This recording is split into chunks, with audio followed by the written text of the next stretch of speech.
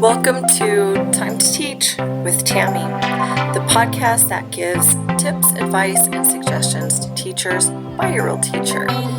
So sit back and enjoy. And oh yeah, don't forget to subscribe.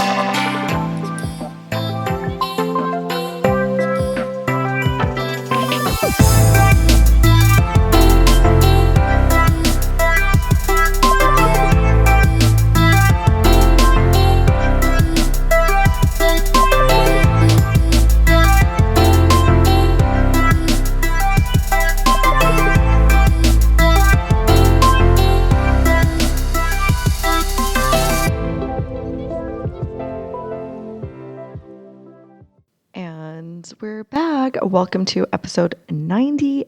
I cannot believe it. We are 5 episodes away from the big 100. Today's episode is entitled Pushing Yourself to Your Outer Limits. And that is exactly what we are going to be talking about today. It is all about how to be our best selves, how to take where we're at and push ourselves in a good way. To be even better. And the idea would be to do this continuously.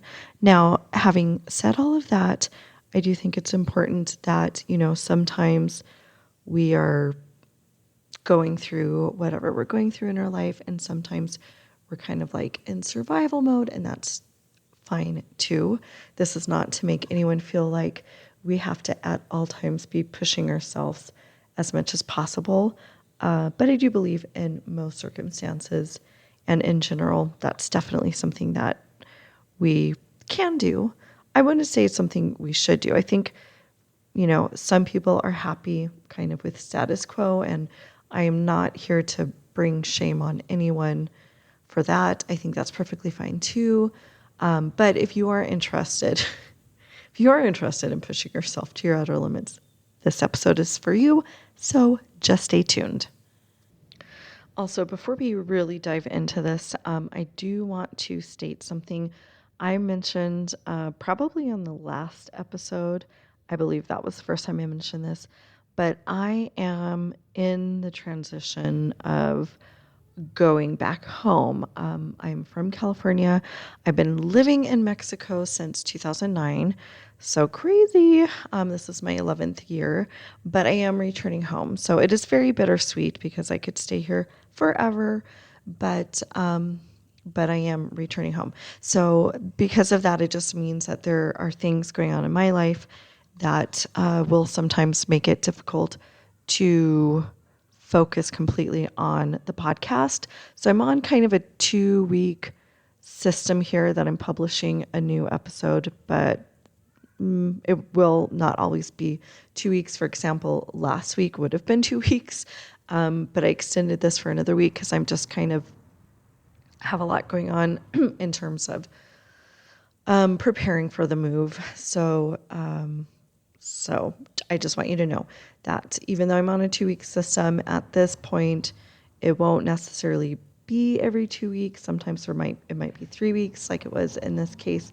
And that's just because I'm in a busier time than what I normally would be in. So just want you to be aware of that. Okay, let's go ahead and begin with today's episode, pushing yourself to your outer limits. So let me just kind of explain. I think, first of all, if you're listening to this, you're probably already someone who's kind of seeking to improve, and, you're already making those steps, which is kind of evidenced by the fact that you're listening to a podcast about teaching. So you're probably doing some of these things already. So I'm just going to share some of the things, some examples of how I push myself to be better. I am never okay with being where I'm at. I've always been this way, even since I was little. I've always been interested in growing and being better. I'm not really sure where that stems from, but it's this need that I have. Like, I always just want to improve. So I'm always looking at, once I master something, or at least feel like I have adequate understanding or adequate skills, I'm looking for the next thing. I want to improve. I don't ever want to stay at the same level. I don't know why. And I actually think that's one of the reasons that I'm really drawn to the teaching field. I've always loved learning and growing. And I think something about school, well, not something about school, I think it's pretty obvious. That's where you learn and grow. You learn and grow anywhere. It's not just within the confines of a school building. But that's definitely where a lot of that is happening. And I do even feel that as a teacher of young students, you may think, oh, well, that's so basic, but it's really not. I'm always still learning. Even content, I'm learning new things all the time. And especially as it pertains to my teaching, I'm definitely learning new things all the time. So yeah, so that's just kind of where that interest came about for today's episode. So I thought I would kind of share a little bit about what I do. So some of these things can pertain to you as a teacher, as an educator, but also anywhere, any aspect in your life. In fact, I actually encourage that you seek other hobbies or other interests or other areas in your life to improve, because I think it's just healthy. As much as I love education and I'm always seeking to improve myself in the field, I really think there should be something else outside of that, just for health purposes. If you put all your eggs in one basket, then you've only got one basket and the eggs you put in it. So let's get another basket, throw a few of those eggs in there. Okay, so some of the things that I do to push myself to my outer limits. Now, I will kind of preface this to say pushing yourself to your outer limits can sometimes feel uncomfortable, and that is exactly what you want. If you're always comfortable 100%, you're not growing. The way I explain it to my students is easy is great. Easy feels good and comfortable, but easy is not growing. Easy just means you've already mastered it. You already know it. So you don't want to stay in easy and comfortable. It's okay to be there during some times, but you don't want to stay there. So some ways that I push myself. Recently, as of the last several months, I don't even quite remember when this happened, but I have started to work on my artistic ability. And if you have seen my art, you would probably say, really? Because all you do are stick figures. Really? Yeah, really, truly and really. And that's why, because all I do are stick figures. So if you've seen my artwork, you would know why there is a need to improve. I do art a lot for my kids. By doing art a lot, I may do an anchor chart, or I may do an example writing piece, and I'm throwing in my amazing stick figures. Just kidding. they're less than amazing.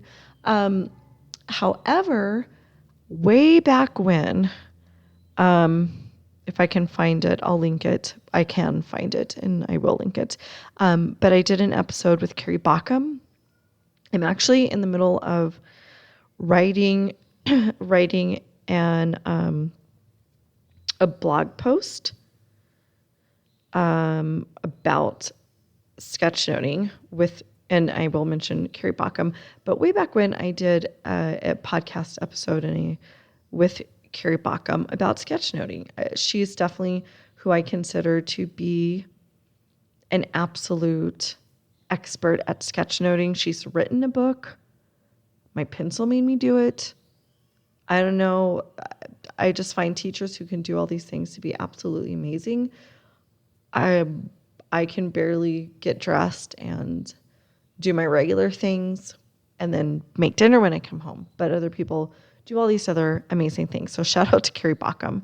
She's kind of who has inspired me to improve on my sketchnoting ability, to bring it into my classroom. Although when I started to learn about sketchnoting, I did realize that, oh, you know what?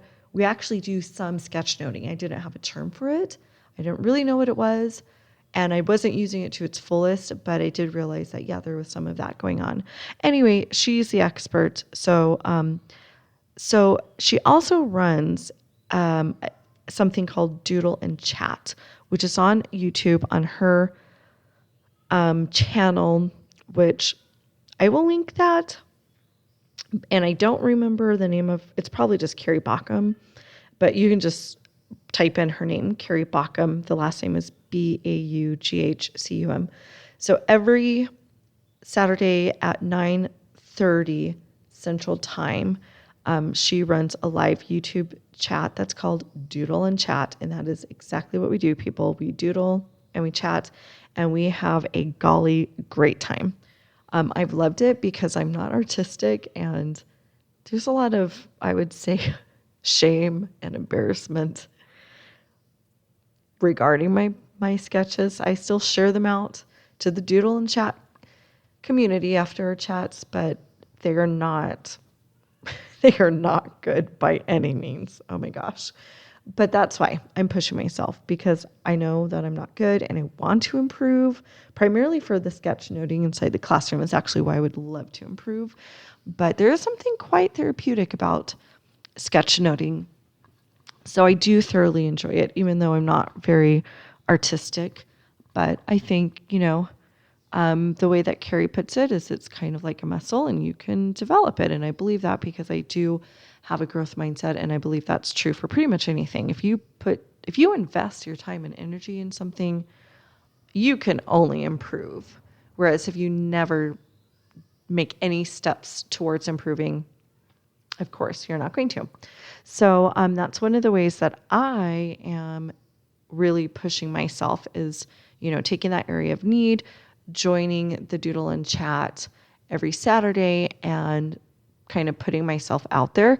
I remember the first one that I did, I was so embarrassed to share it out because some of these sketch noters, man, they are impressive. And then there's me with my stick figures. So the first one was a bit embarrassing, but after you get through that, then the next, it's just, you're kind of like almost building up an immunization against that embarrassment, because you already, that first time is the most embarrassing, and then you keep sending it out and you feel less embarrassed and more like, okay, you know what? I got this. I can do it. It's a thing. I'm doing it. I already sent it out. So that's one of the ways that I'm pushing myself. I don't necessarily, I'm not necessarily saying that you should push yourself in that way.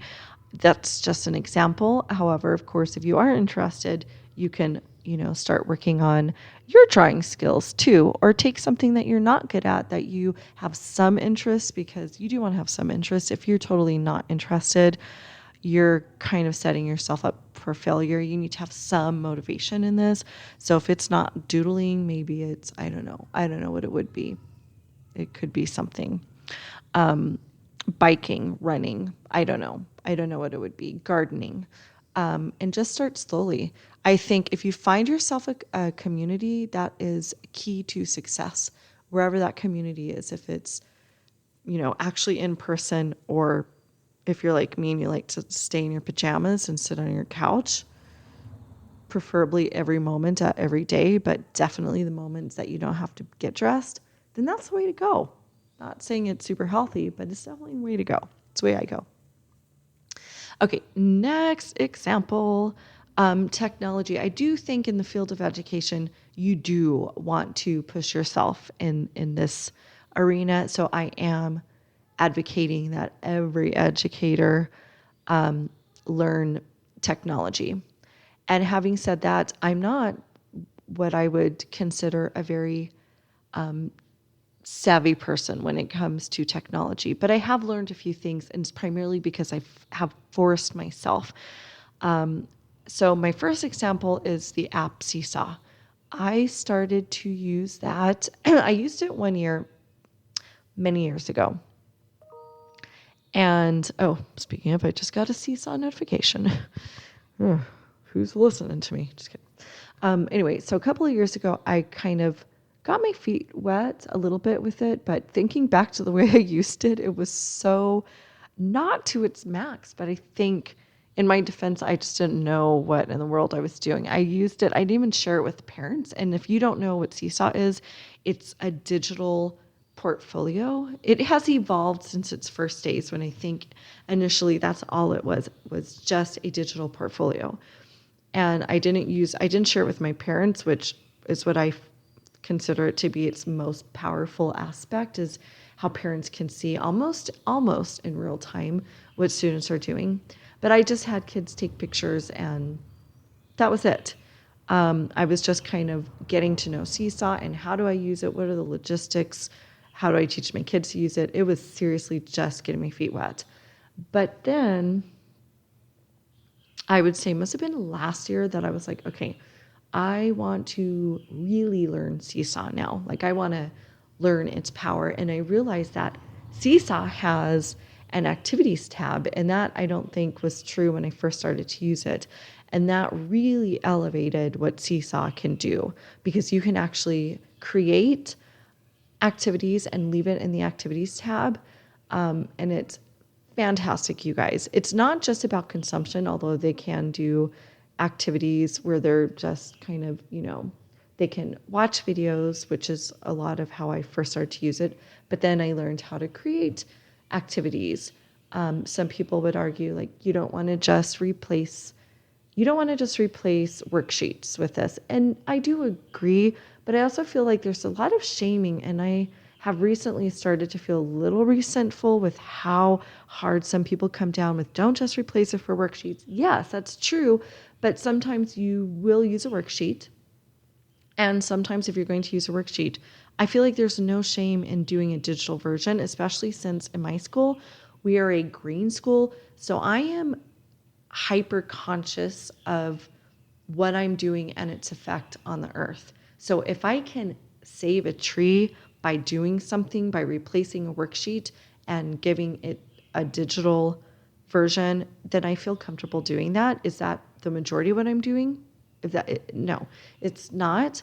It's not the majority of the way I'm using Seesaw, but I do feel like there's a lot of shame. I see this a lot. I see things posted a lot about, don't just replace it as a worksheet. And I'm here to tell you that, yes, you want to use it in other ways, but if sometimes it replaces a worksheet, you can also feel good about that because you're being earth friendly. So can we stop the shame? Please. Okay, so there's that. So anyway, so I kind of forced myself to really look at Seesaw, and actually Seesaw is amazing, you guys. If you go, they have a YouTube channel, and what I did is I just kind of looked through. They've got some really good PD videos, so you can watch how-to videos and learn different ways that you can utilize Seesaw. So it's amazing. So that's one of the ways that I challenge myself. Now, here's the thing. I do a lot of Seesaw. So I have now decided, you know what, I need to also learn something else. So I'm currently learning more about Adobe Spark. How can I utilize Adobe Spark? So basically, once you master something, now I feel like I don't necessarily feel like I've mastered Seesaw completely, but I have a very good footing. I feel like I could teach others about it. So I know enough about it that I need to now kind of expand what I'm doing with technology because I'm pretty much all about Seesaw. Seesaw gets all of my love. I need to spread that love out. So I'm currently spreading it out to Adobe Spark. I'm learning more about Adobe Spark. And kind of like playing around in terms of digital posters. Boy, that was hard to think of that word, digital posters, and other ways that I can use Adobe Spark. I'm not finding Adobe Spark to be different than other things I have done because I use Canva a lot to do digital posters, but I do know that Adobe Spark can do little mini movies, and I've not done that. So currently Adobe Spark is on my radar, and I'm playing around with it and trying to figure out how I can utilize that more because, like I said, this is about pushing yourself. Once you have mastered something, don't just stay in there, then pick up something else. Okay. I would suggest taking it in baby steps. Don't try to do everything at once. Like, don't try to learn multiple things at once, multiple apps or whatever it is you're trying to learn. I think it will just cause frustration, and we're not trying to do that. Okay, moving on. The next way that I personally am currently pushing myself to my outer limits is with my reading. Now, I have done an episode before all about reading and why educators should be reading, and I stand by that statement. If you're an educator, definitely you should be reading. I think that that's what we advocate to our students. Read, be lifelong learners, and reading is definitely one of the ways that we do that. But because we expect them to be doing that in their daily lives and we want them to have a passion, if we're not doing that in our own lives, then I don't know, we're sending one message, but we're living another way. To me, it feels like a little hypocritical.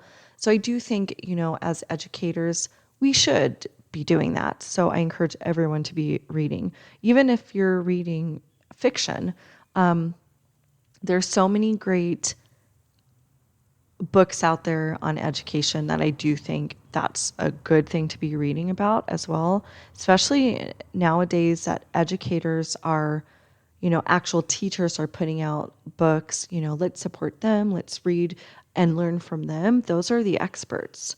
And we want to be hearing from the experts, the classroom teachers. So I think it's a good thing that we could be doing. But in any case, I have done an episode and I will link the episode in the show notes. So in case you did not hear my episode about reading, you may do that at another time. Anyway, how am I pushing myself? Well, I looked at the number of books that I read, and I've been averaging about 12 books a year. I think last year I may have gotten up to 13. So basically I'm reading one book a month. And while I think that's good, I don't think it's great. And I don't think it's the best that I can do. So I kind of decided I really want to increase my reading, the number of books. I still only set a goal this year of 13 books because I didn't want to put too much pressure on myself. I thought, okay, this year, what I'm going to do is it's just going to be about experimenting. My goal is 13, but I'm experimenting to actually see how much I can actually read. And at the time that I am recording, we are mid-February, and I have just finished my 11th book. 11 books. So this means that I have almost met my goal of 13 books.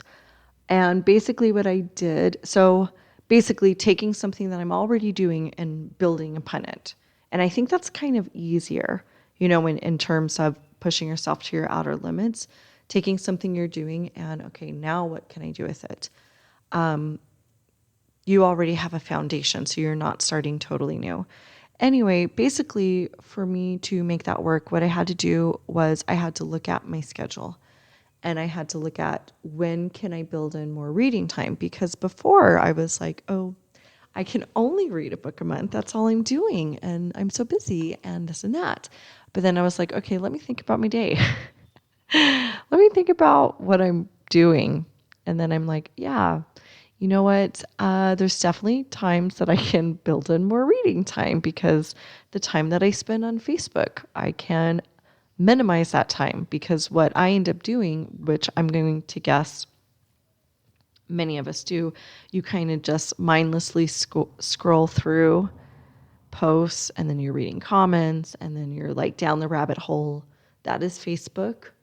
You're reading the memes, you're posting memes, you're doing all of those things that are pleasurable and important. I will say this. I think it's important that because we're so busy and we really are doing a lot of important things as educators, that we also have time to do some of the mindless things. So I'm not shaming anyone because I do that, but I just thought, you know what? That's a place that I can minimize.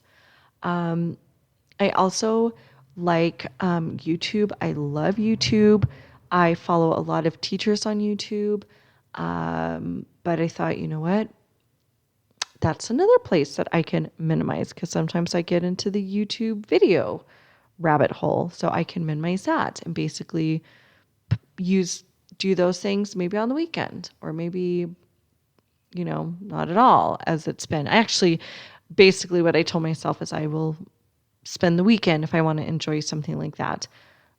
But I've just been in this reading mode that's all I do. I've watched maybe I think 2 teacher videos since I decided to take on more reading. But yeah, so it will mean making changes, but I'm going to guess that if there's something that you're motivated to do, that you can actually put in the time if you look at your schedule and look at when would be a good time to do this. The other thing that it's caused me to do is my podcast consumption time is more minimal, because that's one of the things that I do almost at any time of the day is I'm listening to a podcast.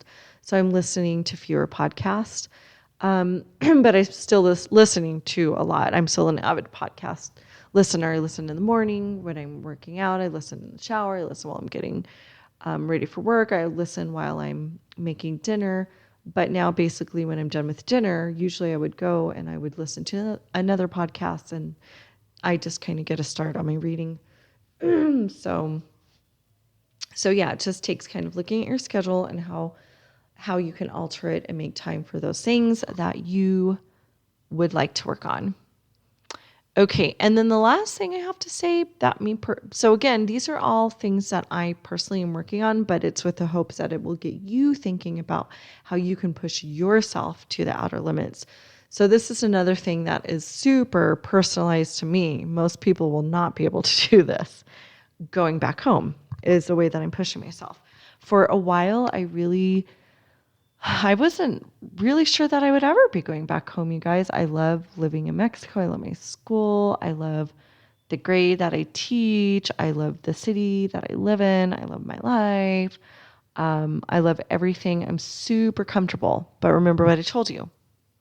Comfortable does not grow you as a person. And thinking about everything, primarily my daughter, who is getting ready to graduate. I just think that it would be so much better for her and her future if she were home and had me, because technically she probably could go without me there, but I just really, without getting into all the details, just believe me, this is what I think is the best. However, there was a time that I wasn't sure what I would be doing, and I'm just so comfortable and enjoying things here that I just kind of was thinking that I might try to see if I could figure things out in a way that it would allow me to stay here. And primarily, that was all coming because it's the easiest thing. It's almost like doing nothing, because staying it's a choice. It is a choice, but it's kind of a choice to really, there's very minimal that I have to do. Whereas looking at going home, there's a ton involved. I mean, a ton involved in moving countries. All my things, getting a job, finding housing, getting a license because I currently don't have a license, driving license over there, well, really, or here. So many things involved. It's very overwhelming. So feeling super overwhelmed, I almost made the decision to stay, because it would be the easiest and most comfortable thing. But I decided I need to do this hard thing. I need to do it, because in the end, I think everyone in my family, I think it will just benefit all of us. I think it's what's best for us for right now. Maybe one day I'll end up coming back. I'm not opposed to that. But for where we are right now, I think going home and doing that hard thing is going to grow us. And we grew so much with our experience of living in Mexico. I can't even tell you. It was a priceless experience, you guys. And that also was a hard thing. Moving to a foreign country that you don't know what to expect. At least I have some kind of experience with where I'm going. I kind of know what that looks like.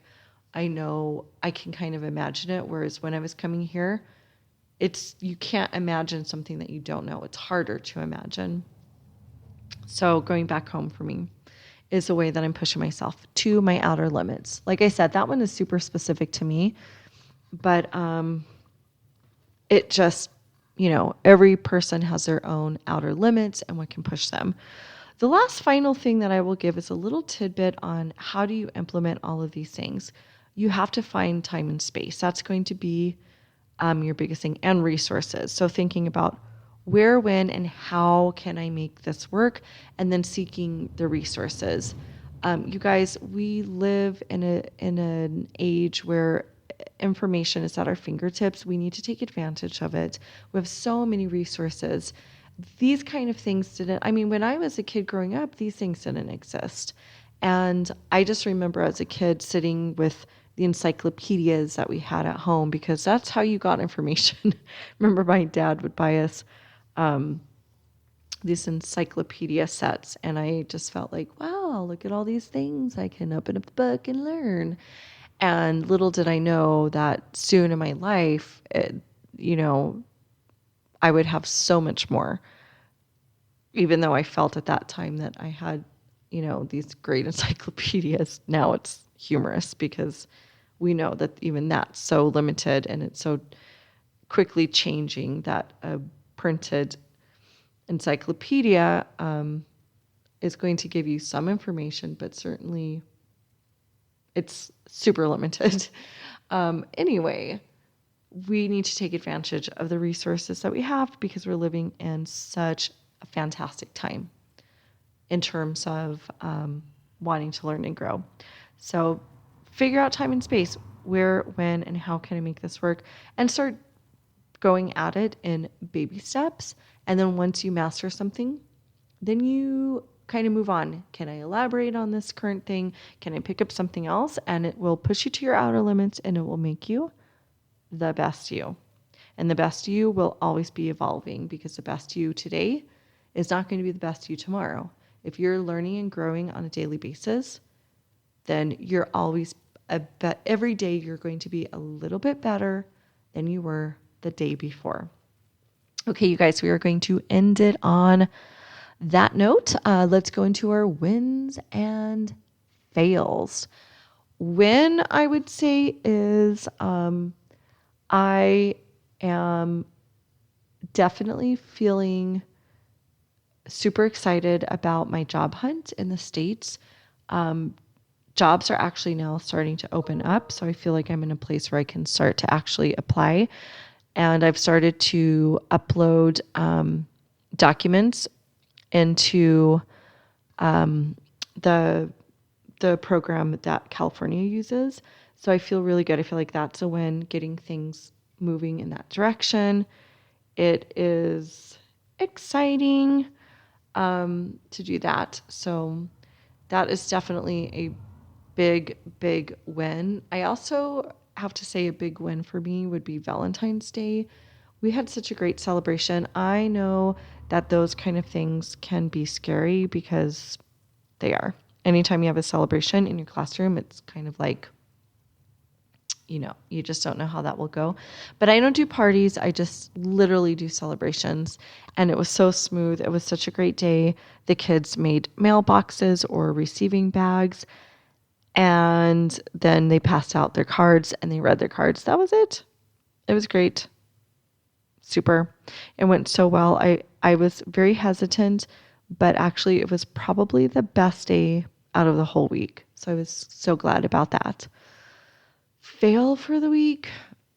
I don't really have a big fail, but I would say I was so tired this week. And I think it's because Tuesday, our grade level had parent-teacher conferences. And I know every school is a little bit different in the way they conduct their conferences, but we just go all day long. And with 24 students, although I guess I would have had 21 conferences that day because 3 of them were scheduled for a different day.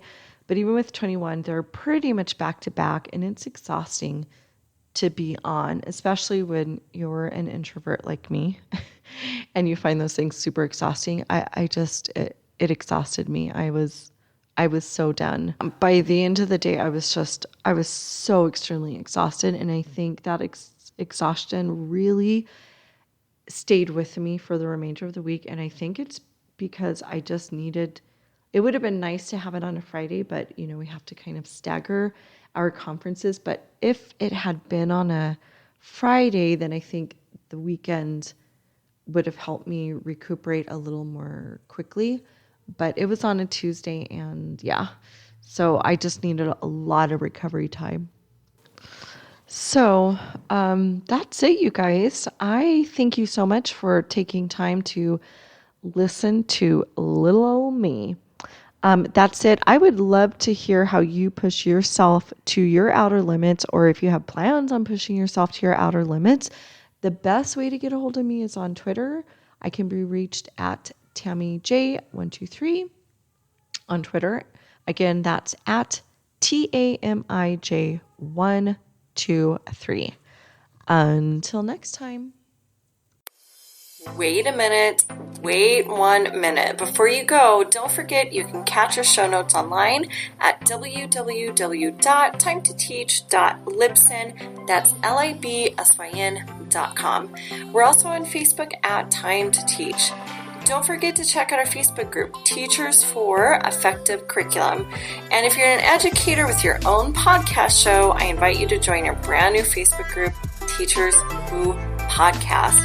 Let's grow a community where we can network, problem solve, and discuss anything and everything podcast related. I'll see you there.